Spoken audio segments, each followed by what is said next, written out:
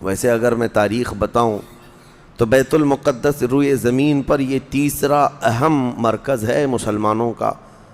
حرم کعبہ اور مسجد نبوی کے بعد تیسرا حرم مسجد اقصیٰ ہے، بیت المقدس ہے۔ اور ویسے اس کے انعقاد اور زمین پر اس کے پائے جانے کی تاریخ تو بہت پرانی ہے۔ فرمایا گیا اللہ تعالیٰ نے روئے زمین پر سب سے پہلے خانہ کعبہ کو بنوایا، وہ فرشتوں نے اس کی تعمیر کی۔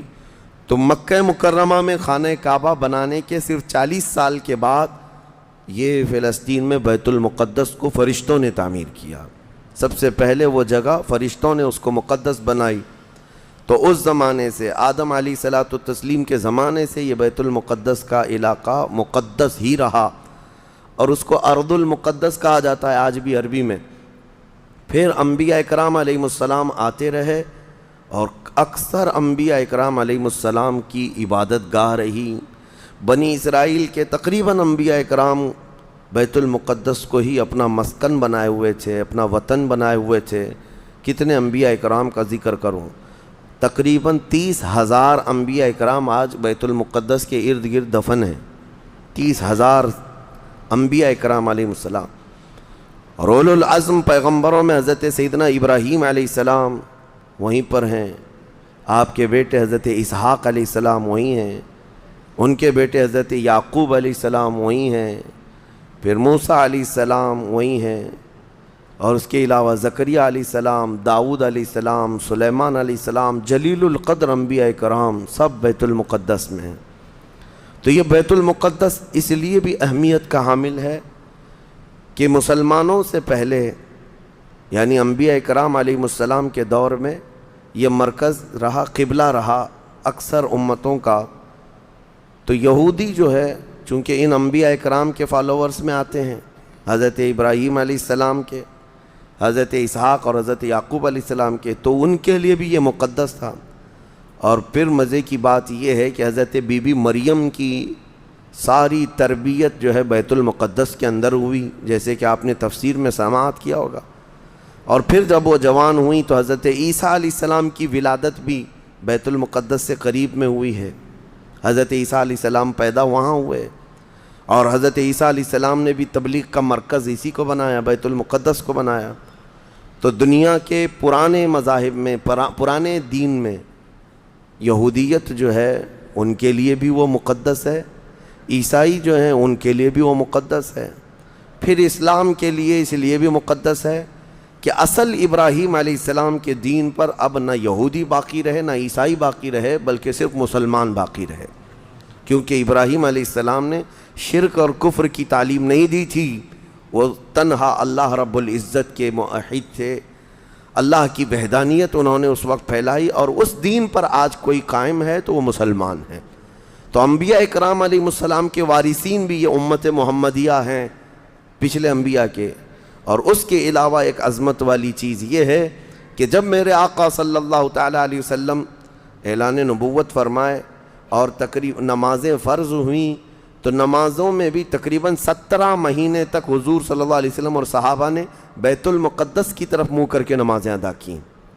اس اعتبار سے ہمارا پہلا قبلہ وہی ہے، پہلا قبلہ جس کو قبلہ اول کہا گیا ہے۔ پھر حضور کی خواہش پر قبلہ بدل دیا گیا، خانہ کعبہ قبلہ ہو گیا ہمارا۔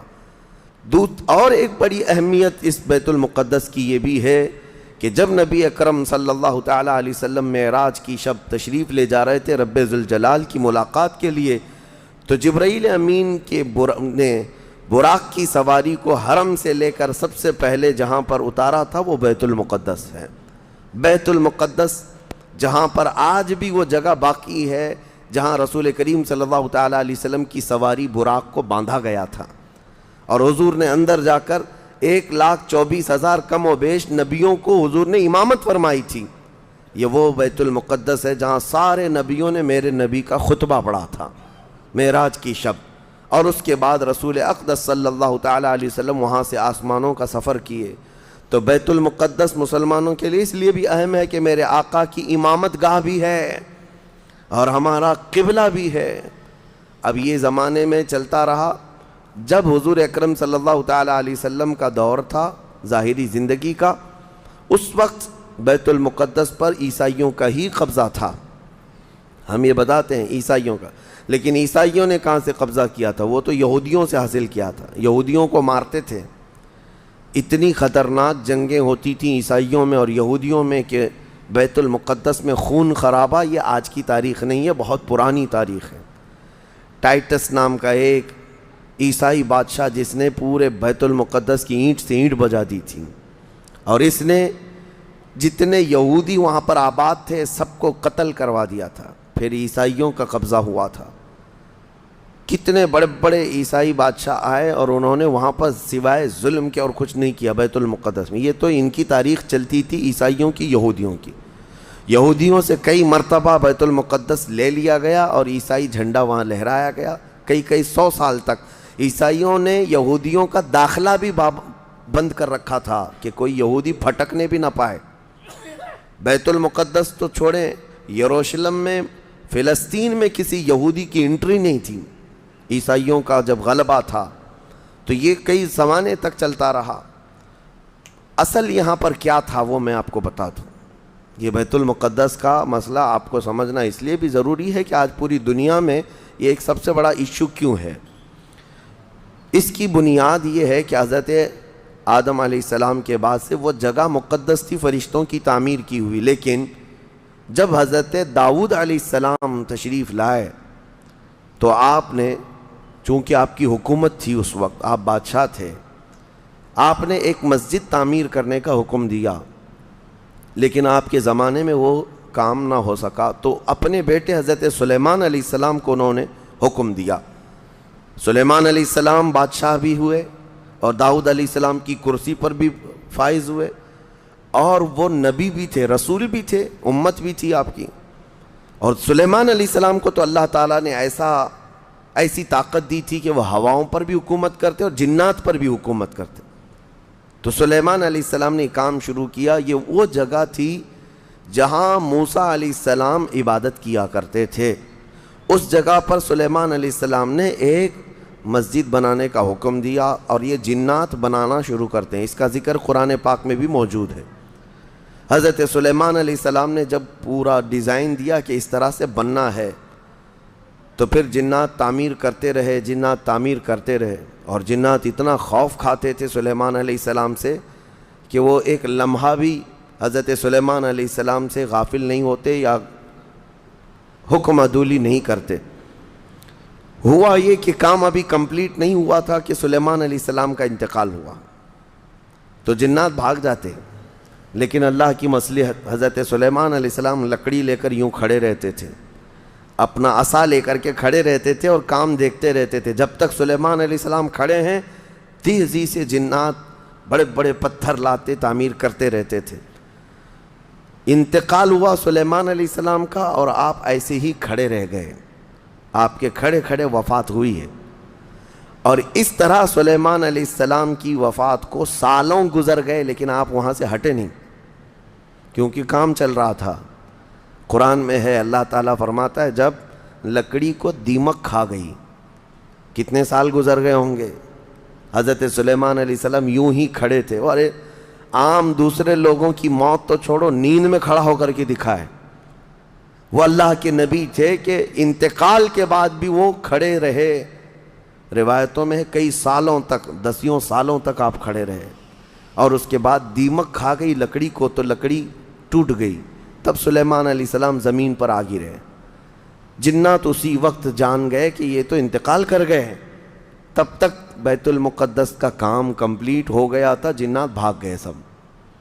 یہ تعمیر، اس کو اصل میں بیت المقدس نہیں کہا جاتا تھا اس وقت، یہ ہیکل سلیمانی، یہ یہودیوں کے عقیدے کے اعتبار سے فرسٹ ٹیمپل ہے، پہلا مندر یا پہلی مسجد جو بھی ہے مقدس تھی۔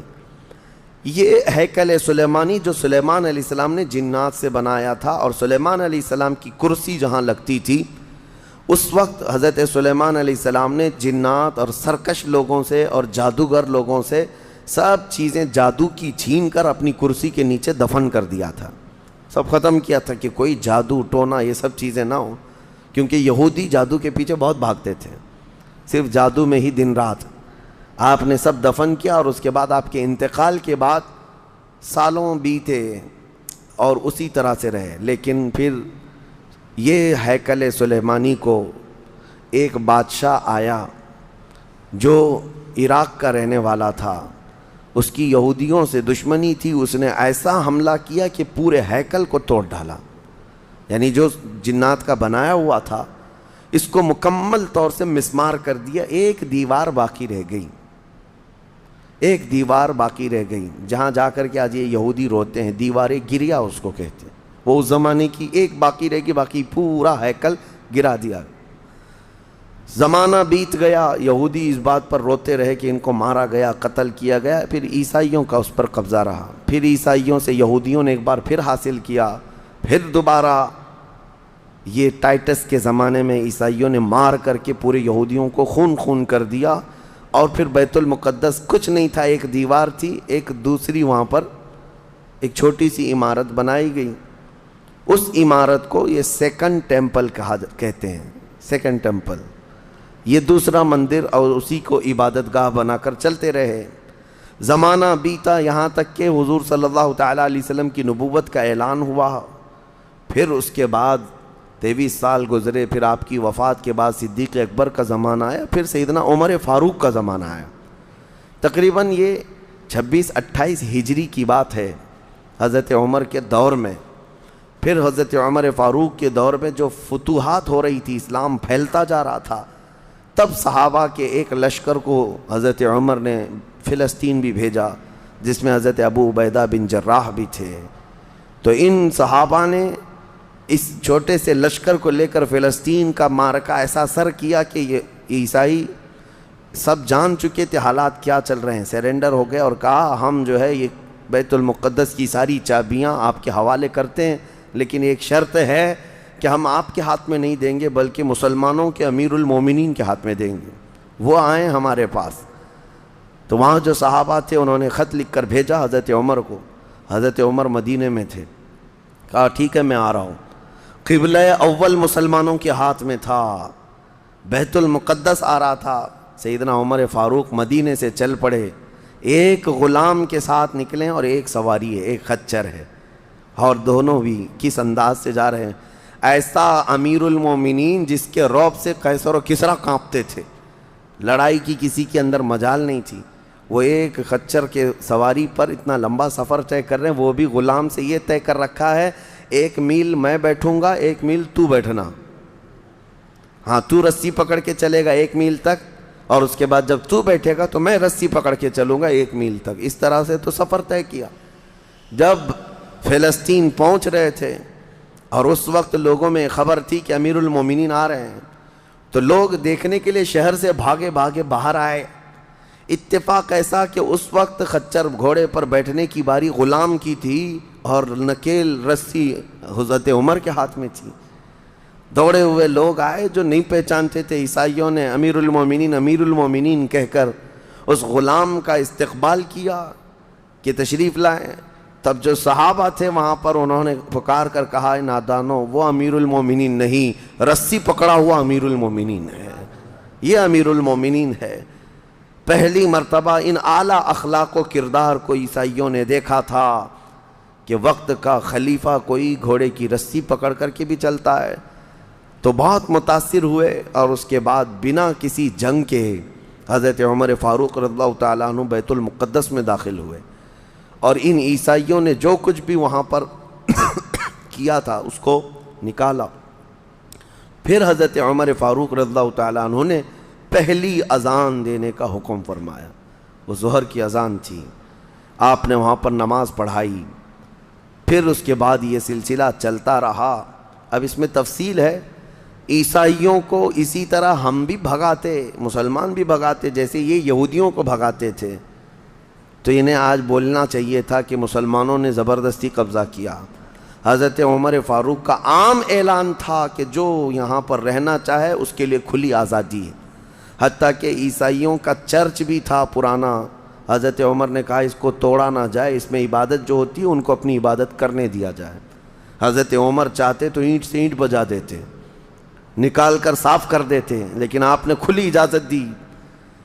اور عیسائی ویسے ہی باقی رہے. 400 سال تک یہ سلسلہ چلتا رہا. پھر فاطمی دور آیا، یعنی بنو عباس کی خلافت ختم ہوئی.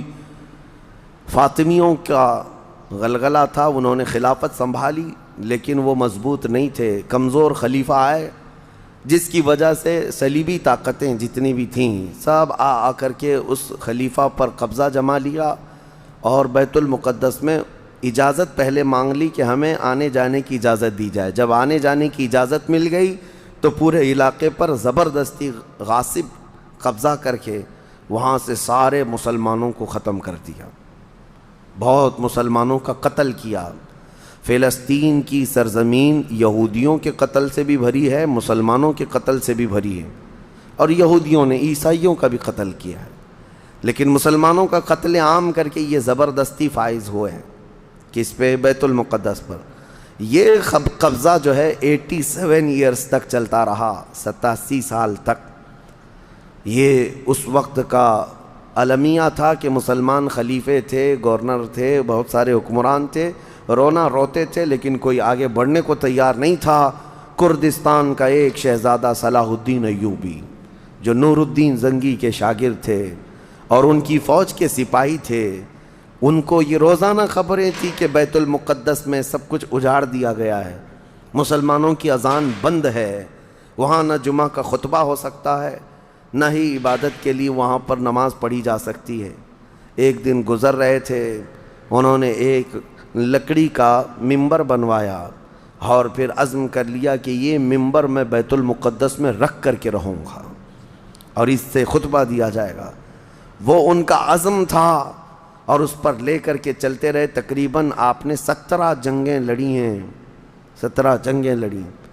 اور صلاح الدین ایوبی کو جو درپیش مسائل تھے وہ کہا گیا ہے کہ پہلے تو انہوں نے جو روڈ میپ بنایا تھا اس حساب سے ان کو 2 سال کے اندر یہ جنگوں میں فتح کر لینا تھا.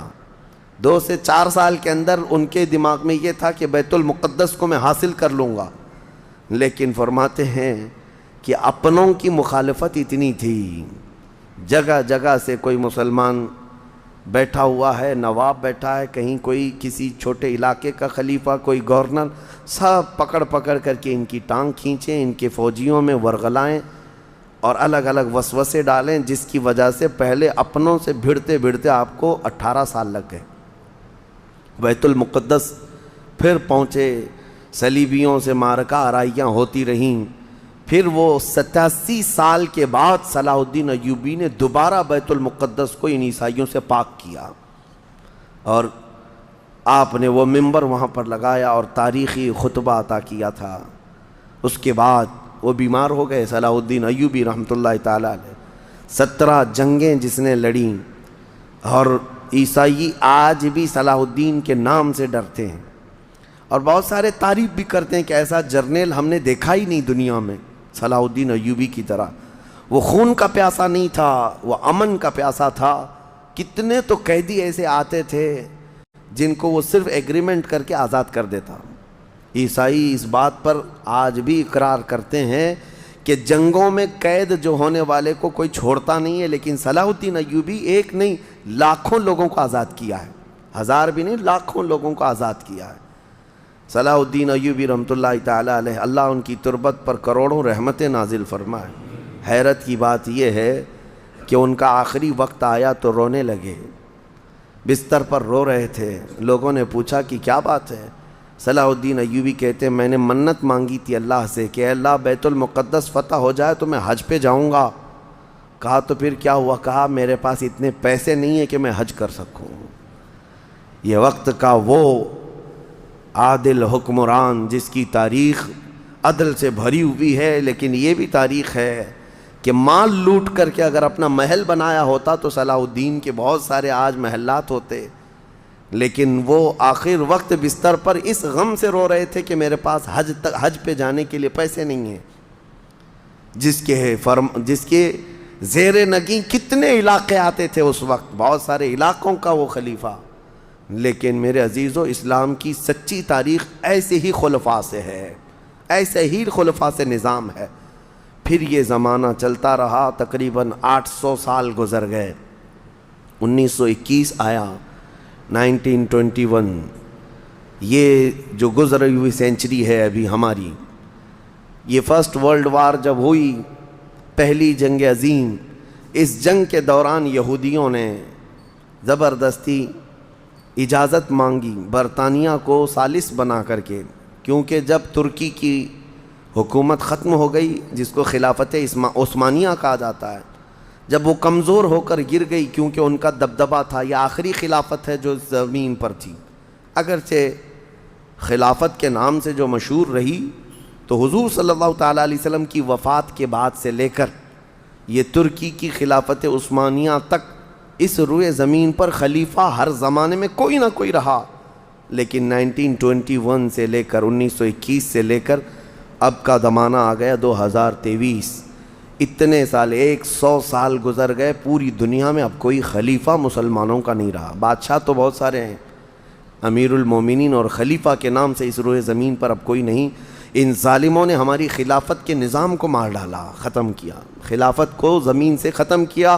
اب لوگوں کو نیا لگتا ہے کہ خلافت کا مطلب کیا ہے۔ خلافت ایک نظام ہے، پورا نظام ہے۔ جب ڈیموکریسی ایک نظام ہے، کمیونزم ایک نظام ہے، تو اسی طرح سے خلافت جو ہے میرے مصطفیٰ کے نظام کا نام ہے۔ جب یہ ختم ہوا تو پھر 1921 میں یہودی جگہ جگہ سے جو مارے گئے تھے، اس وقت جرمن سے بھگائے جا رہے تھے، جینوسائیڈ کیا گیا تھا یہودیوں کا، جرمن میں مارا جا رہا تھا، تو ان کے اوپر دنیا والوں نے چنتک بیٹھک جس کو کہتے ہیں رحم کرنے کا، کئی مرتبہ بیٹھکیں ہوئی، بڑے بڑے لوگوں نے کہا یہودی پوری دنیا میں مارے جا رہے ہیں اور یہ مظلوم ہیں، ان کو کہیں پناہ دی جائے۔ پناہ دینے کے لیے جب بات آئی تو فلسطین کا ایک چھوٹا سا علاقہ 4000 یہودیوں کو رہنے کی اجازت دی گئی۔ 1921 سے 4000 یہودیوں کو رہنے کی اجازت دی گئی، اور پھر جب وہ 4000 یہودی رہے تو بڑھتے بڑھتے دنیا بھر سے لوگ ہجرت کر کے یہودی وہاں جاتے رہے، اور تقریباً 1948 1947 1947 جب ہمارے ہاں آزادی کا مسئلہ چل رہا تھا، تب تک یہودی جو ہے لاکھوں کی تعداد میں وہاں جمع ہو چکے تھے، اور جمع ہو کر کے ان لوگوں نے، اور اسی وقت ہٹلر کا دور بھی ختم ہوا تھا اور ہٹلر نے ان کو بہت مارا تھا، جس کو ہولوکاسٹ کہا جاتا ہے، اور بہت زیادہ ظلم کیا تھا، تو یہ سب بھاگ کر کے فلسطین میں جمع ہوئے، اور پھر ایک ایگریمنٹ سائن کروا لیا گیا دنیا کی بڑی بڑی طاقتوں سے کہ یہ اسرائیل ایک کنٹری ہے۔ فلسطین کو 2 حصوں میں بانٹ دیا گیا، آدھا عربوں میں، آدھا یہودیوں میں، فلسطین کے 2 حصے کر دیے، تو آدھا یہودیوں کو ملا تو ٹھیک ہے، لیکن اس کے غصے میں عربوں میں جنگ شروع ہوئی 1948 کے بعد، پھر جنگوں کا آغاز ہو گیا۔ جارڈن، سیریا، مصر، ان لوگوں نے اس اسرائیل کے ساتھ، انہوں نے نئی کنٹری کا نام اسرائیل رکھا تھا، جنگ کیا۔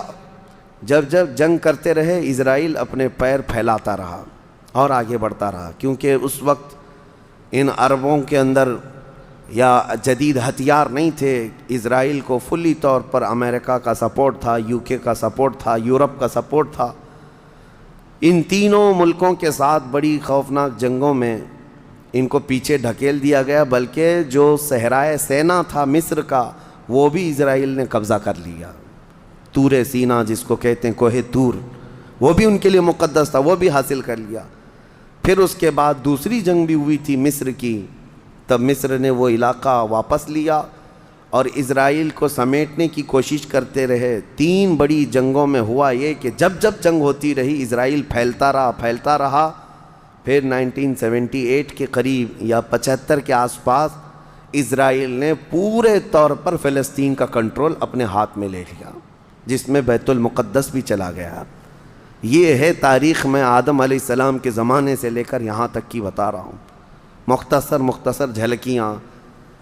اس کے بعد سے یہودیوں نے بیت المقدس کا کنٹرول اپنے ہاتھ میں لیا، حالانکہ UN کا یہ فیصلہ ہے کہ پورے اسرائیل کو یہ خاص طور پر تنبیہ کی گئی ہے کہ صرف مسجد اقصیٰ جو بیت المقدس ہے، اس کا کنٹرول اور اس کا مینجمنٹ، اس کے انتظامات یہودیوں کے ہاتھ میں بھی نہیں رہیں گے، اور وہاں کے فلسطینی مسلمانوں کے ہاتھ میں بھی نہیں رہیں گے، یہ جارڈن کی حکومت کو دیا گیا ہے۔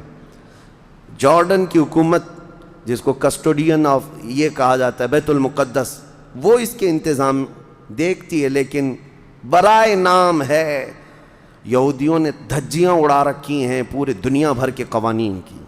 جہاں جہاں ان کو پابندی تھی کہ یہاں نئے گھر نہیں بنائیں گے، ابھی 3-4 سال پہلے انہوں نے پورے مسلمانوں کے محلے کو ختم کر کے 200 گھر بنائے، یہودیوں کو آباد کیا۔ برسوں سے یہاں جو مسلمان تھے، ابھی آپ جا کر کے کبھی دیکھیں یروشلم، بیت الحم جو بیت المقدس کے آس پاس کے علاقے، رام اللہ 40 سال 45 سال ہو گئے دکانوں کو تالے لگے ہوئے ہیں، جالے لگے ہوئے ہیں، لیکن کھولنے کی اجازت نہیں ہے۔ اتنے پرانے وقت سے دکانیں بند ہیں، کہا کہ نہیں یہودیوں کی طرف سے کوئی یہاں پر کھولنے کی اجازت نہیں ہے، مسلمانوں کے نام پر۔ اور اللہ کا فضل تو دیکھیں، وہ مسلمان کیسے جگرے والے لوگ ہیں، میں نے اپنی آنکھوں سے دیکھا ہے۔ ہر جگہ کی طبیعت کے اعتبار سے اللہ تعالیٰ مخلوق پیدا کیا ہے۔ ان ظالم غاصب اسرائیلیوں کو ہم نے دیکھا، یہ بندوق تانے بیت المقدس کے ہر دروازے پر کھڑے رہتے ہیں، اور مسلمانوں کا فلسطینی 8 سال کا بچہ آتا ہے، اس کی نال یوں پھینک کر کے مسجد میں اندر جاتا ہے، نماز پڑھتا ہے، پھر نکلتا ہے، اور وہ فوجی دیکھتا رہ جاتا ہے، کچھ نہیں کرتا۔ بسا اوقات گولیوں سے برساتے ہیں، روزانہ کا معمول یہ ہے۔ رات کو گولیوں کی بارش ہوئی، سمیٹ کر کے ختم کیا گیا، زخمی ہاسپٹل میں گئے، دوسرے دن دیکھا عصر کے بعد بیت المقدس کے باہر صحن جو ہے وہاں پر پھر عورتیں بچے سب جو روزانہ عصر سے لے کر مغرب تک اپنی روٹیاں اپنے کھانے لے کر کے آتی ہیں، بیٹھتی ہیں، ایسا لگتا ہے یہاں کچھ ہوا ہی نہیں، کچھ ہوا ہی نہیں۔ مائیں بچوں کو بچپن سے یہ چیز ڈال دیتی ہیں کہ بیٹا اگر تو ابھی گھر سے گیا نماز کے لیے تو ہمیں یہ یقین نہیں ہوتا کہ تیرا جسم آئے گا کہ تیری لاش آئے گی۔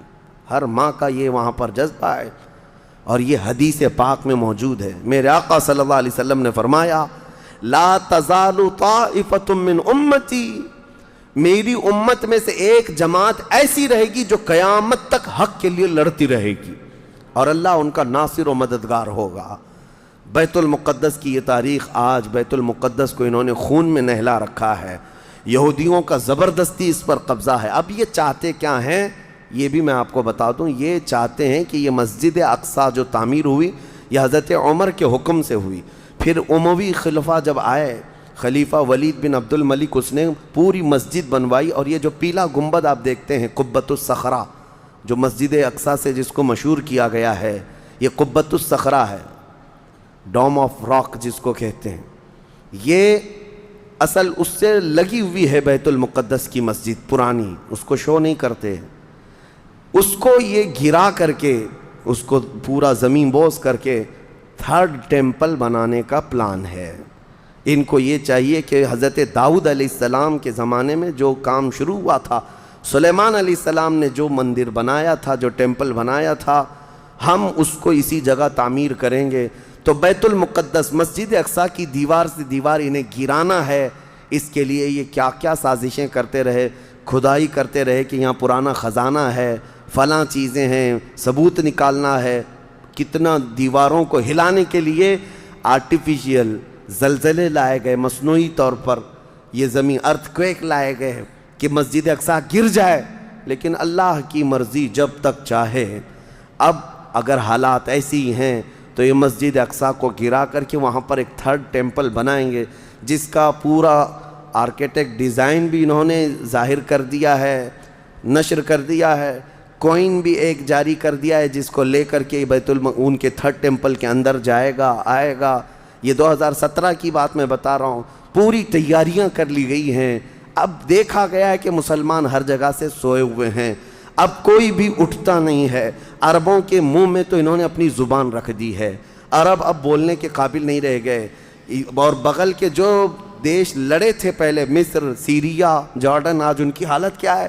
وہ خود خانہ جنگی میں مبتلا ہیں، آپس کی لڑائیوں میں مصروف ہیں۔ اسرائیل کی غنڈہ گردی اور دادا گیری اس حد تک بڑھ گئی ہے کہ اسے آس پاس کسی کا خوف نہیں۔ ہاں اگر کچھ بولتا ہے تو کبھی ترکی بولتا ہے، ہاں اس کو اپنے اس ملک کے لیے سب سے بڑا خطرہ محسوس ہوتا ہے تو ایران ہے۔ ایران کو اس نے سعودی سے ایسا لڑا کر کے رکھا ہے کہ وہ آپس میں جنگیں کرتے رہیں، اسی لیے ابھی ایران اور سعودی کا پیس معاہدہ ہوا، ایگریمنٹ ہوا، تو سب سے پہلے نیند حرام ہو رہی ہے اسرائیل کی کہ یہ اگر دوست ہو گئے تو میرا کیا ہوگا، میری حفاظت کیا ہوگی۔ اسرائیل حماس کو مدد کرتا ہے، جو غزہ میں ایک علاقہ باقی رہ گیا مسلمانوں کا جو فلسطین کے اندر ہے، جو آج تک لڑ رہے ہیں، آج تک راکٹ داغتے ہیں، اسرائیل کے ساتھ لڑتے ہیں۔ 20,000 کی تعداد ہے وہ بیچاروں کی، 20,000 کی تعداد ہے۔ اب یہ تاریخ اس طرح سے بتائی جاتی ہے، نیوز اس طرح کی ہے، اسے حماس کو اسرائیل مدد کرتا ہے، فلاں مدد کرتا ہے، جو بھی مدد کرتا ہو ہمیں اس سے وہ نہیں، لیکن ایک حق جماعت قیامت تک حق پر قائم رہے گی اور بیت المقدس کے لیے لڑتی رہے گی۔